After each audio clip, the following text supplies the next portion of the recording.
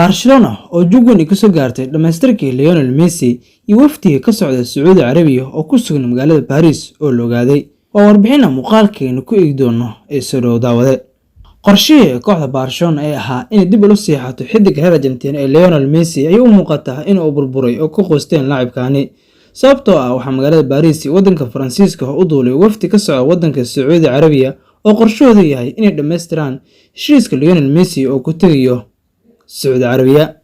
Kooxda Al Hilal ayaa wax magaalada Paris u dirtay mas'uuliyiin wakiil ah oo la kulmi doona Lionel Messi iyo aabihiis oo ah wakiilka iyo xubnaha qoyskiisa waxayna isku dayi doonaan inay ku qanciyaan laacibkaani in uu siiyo heshiiska Sacuudi Carabiya. Warbaahinta Faransiiska iyo Spain ayaa sheegtay in kooxda Sacuudi Carabiya ee Al Hilal ay u qabatay Lionel Messi 48 saac oo heshiiskiisa lagu dhamaystirayo iyadoo hore ugu cadeeyay mushaarka sanadaha iyo wax walba oo loo baahan yahay in la dhamaystiro heshiiskiisa. Naad Mourado oo ah wariye caan ah ayaa qoraal uu soo dhigay bartiisa Twitterka ku xaqiijiyay waftiga Sacuudi ka socda waxaana uu yiri waftiga ka socda Sacuudiga ayaa u duulay magaalada Paris waxayna diyaar u yihiin inay dhamaystiraan heshiiska Lionel Messi waxayna 48 saac ku dhamaystiri doonaan heshiiska waqtigu oo ku go'aabsay kooxda Barcelona inkastoo Lionel Messi weli uu rajeynayo wax cusub inuu kala kulmo kooxda Blaugrana.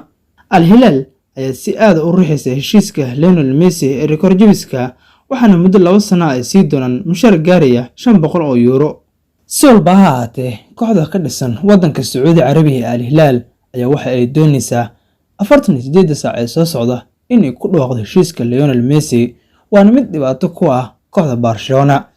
Barcelona ayaa filaysay in Lionel Messi oo markaani u soo laabto mar kalena oo garoonka Nou Camp bandhig cajiib ah oo kula soo laabto balse sida warbaahinada Spain iyo Faransiiska ay timinayaan Lionel Messi waxa laga yaabaa saacadaha soo aadan in aad maqasho waxa uu duul wadanka Sacuudi Carabiya oo waxa uu dhameystiray heshiiska kooxda Al Hilal.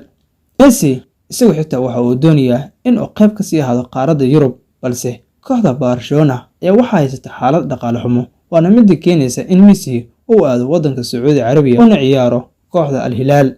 Messi ayaa hadda waxa uu ka fiirsanayaa lacagta xad dhaafka ah ee lagu sheegay wadanka Sacuudi Carabiya iyo inuu kooxdiisii hore Blaugrana oo ku laabto bandhigiisii cajiibkana halkaa oo mar kale kala soo muuqdo. Messi ayaa tani waxay ku haa doontaa mid uu kala dooro doono maadaama uu rabo in mar kale saaxiibadiisa mar kale oo la midoobo iyo aad u xiiseynaya baraha bulshada inta badan lagu arkay taageerayaasha kooxda Barcelona oo inta badan magaca Lionel Messi ku heesaya sidoo kalena xitaa ciyaartooyda ayaa sidoo kale aad u jecel Lionel Messi iyagoo dhahaya mar walba in uu imaado halkan waan jeclaan lahayn mana jiraan wax nooga farxad badan. Tababaraha ayaa xataa jecel oo wuxuu jeclaan lahaa mar kale in uu macallin u noqdo maadaama isagoo ciyaartooy ah isla soo